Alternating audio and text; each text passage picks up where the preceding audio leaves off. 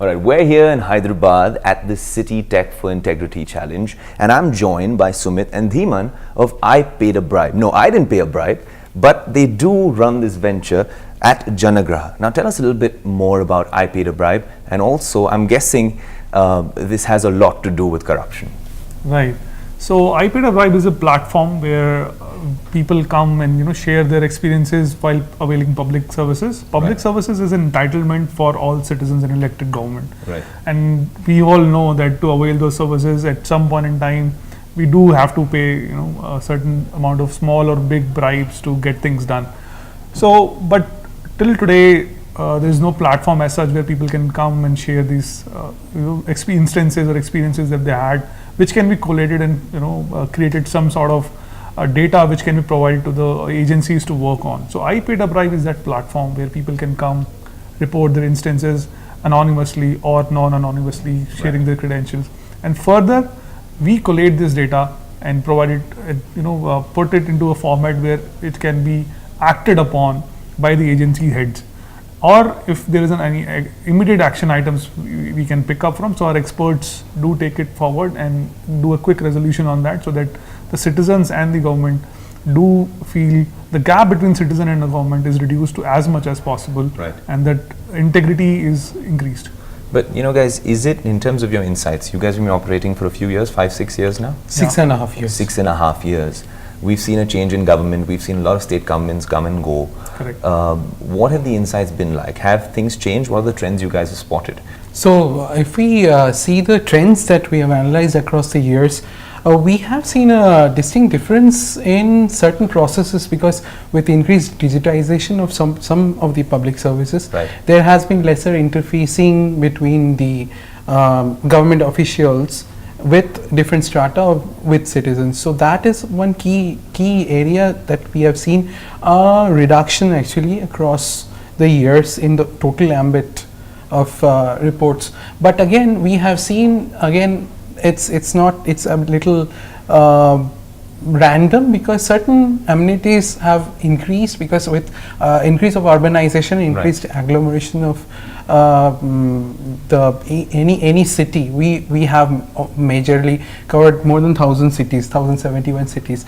So we have seen that with increase of more people trying to get urban services, there have been an increase in even complaints. But certain departments have stood out and have really put forward a step down in getting into. Very recently, Aadhaar actually is one very good example, which have proactively dealt with some of the grievances that citizens have. Relating to privacy and security. Yes, absolutely. Because Aadhaar is a very good concept where it can be one card for all, which would deal with different amenities in the long run, and it's one area which proactively has been taken up. Our complaints have been and grievances have been taken up by the department. Previously also the transport department has called the ambit of corruption. Based on our reports, we have seen for Bangalore especially, the transport department has really been dealing with proactive issues, because Bangalore, again, one of the major issues is transport. Similarly for all the 4 cities, because real estate is ever expanding and the number of registration for firms are ever increasing, and with the Real Estate Act coming into play, we are very excited to see how citizens put in their inputs, ground level inputs on services aligned to getting their own house or getting their own venture, even commercial establishments. So just to make it a little simpler, now for example, we use the Aadhaar case, right? When a citizen has a concern with perhaps some particular issue related to Aadhaar, say he has some valid concerns about seeding or privacy or security, what do? They log on to your platform? Yes. So it's pretty simple platform, so any citizen to come on board, so they can just see whatever the instance they have faced or whatever the bribe they had to pay. So they just come on board and make a small mention on it, giving out the details of what amount, what time, what date, and if they want to share the number or name and number of the official also. So as much as detail they can give it to us, which is then analyzed and acted upon.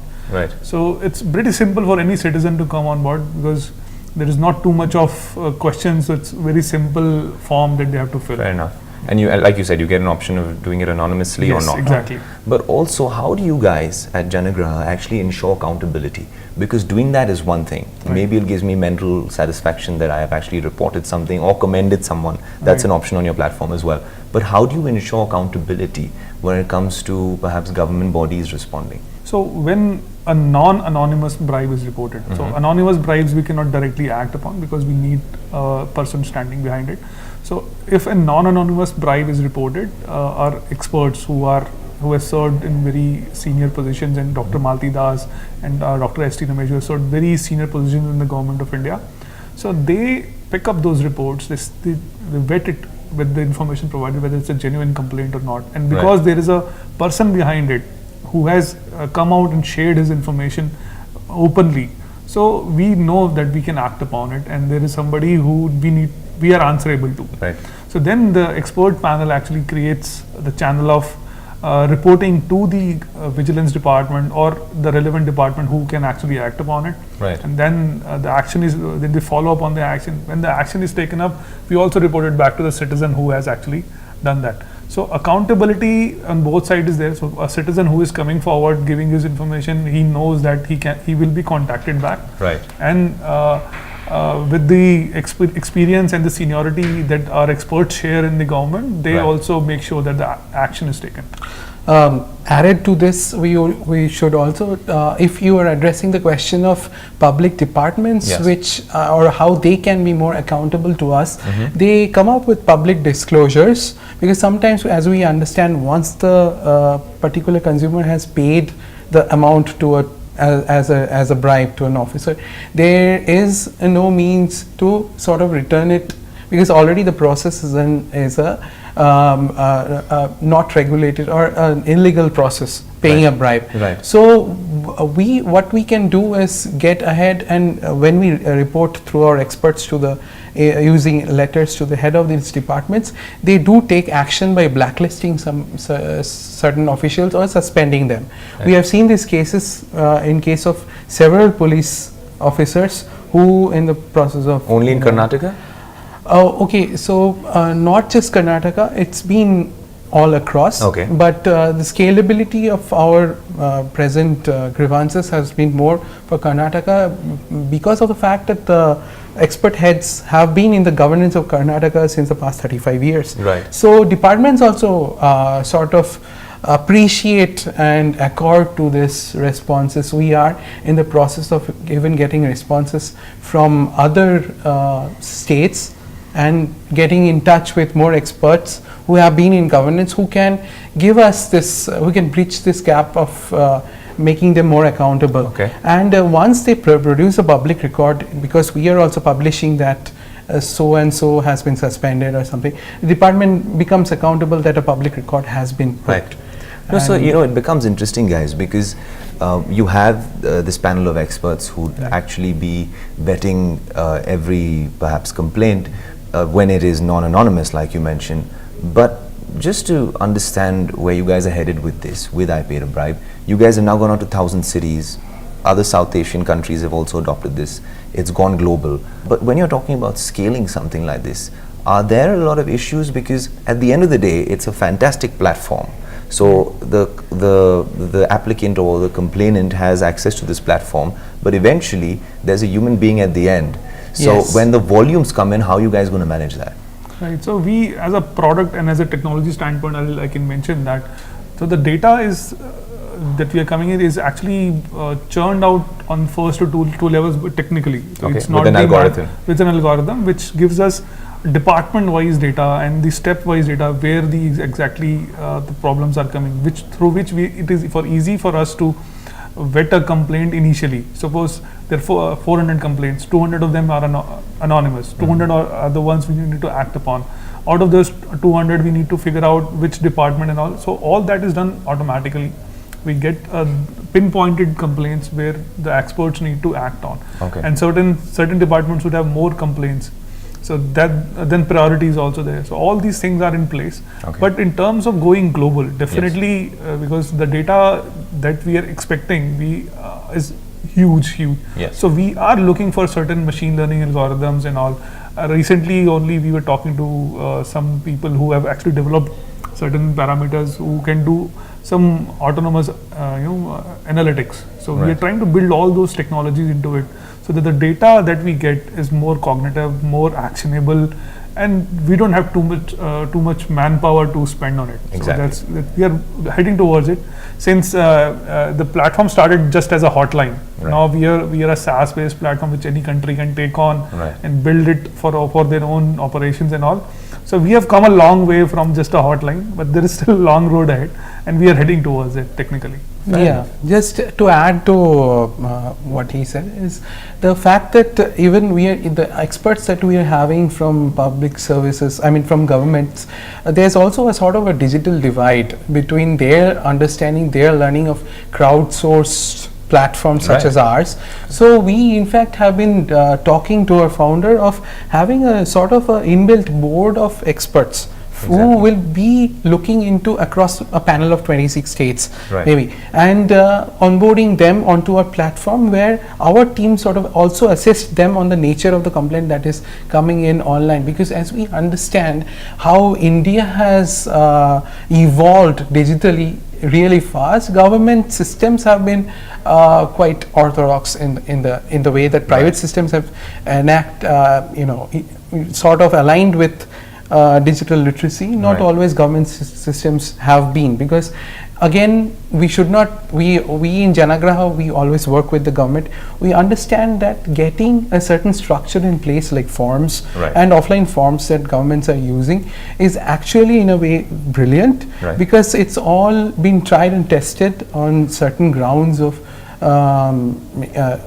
transparency, and also is an integral part of a system which has been across the decades. But we intend to even educate governments. We have started educating children, I mean students, universities. Right. We intend to even go further down, and in Bangalore we are planning next year onward to even go down to resident welfare associations, Right. RWS, and give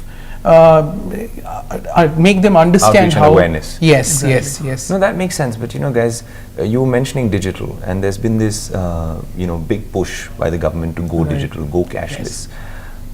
Well, that was also initially intended to eradicate the black money menace as well. Exactly.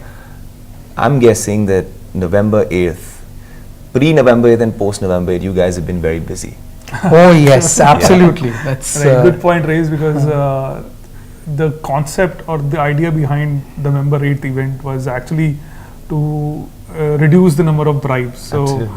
and I Paid a Bribe as a platform has got some key insights on what has happened later on. I think Right. Deeman can really appreciate on that. So it has been a landmark judgment in terms of even on a product interface, how the reports have come in and how they have changed the whole ambit of the number of reports, the type of reports that have come in. Citizen specific issues have been addressed differently post demonetization. We have seen certain very interesting aspects of the stamps and registration having a increased amount of bribes reported, because compared to the number of bribe cases reported going down, officials have also dealt with lesser people coming in on, because they weren't having that much cash in hand, which is the phenomena which happened in the following month of November and December. So on cases where they actually came in, they have stressed and they have taken higher ambits of Right. amounts. Also because people were carrying 2,000 rupee notes Right. instead of the usual hundreds and 200s, and they needed to get the work done, which is Right. what one once they go to any public service department, they want to streamline their thing. They want their service provided, because citizen services are the Right. final input. So they have gone for it and they have paid in 2000s. But interestingly, for the police department, Right. we have seen a much lesser number of bribes reported, even in amounts Post demonetization. post demonetization, because in case of traffic fines, as it is, the ambit is less, and people they actually go forward and they are ready to fight. Whereas in case if I as a citizen, I face a issue with a traffic signal, I would love to go all out and see what is the procedure in place. Whereas I as a citizen, I want a new building done, I would like to go forward and get it streamlined, because it's a much larger concern. So different departments, different concerns, different types of amounts paid, all have had different pattern changes because of this demonetization.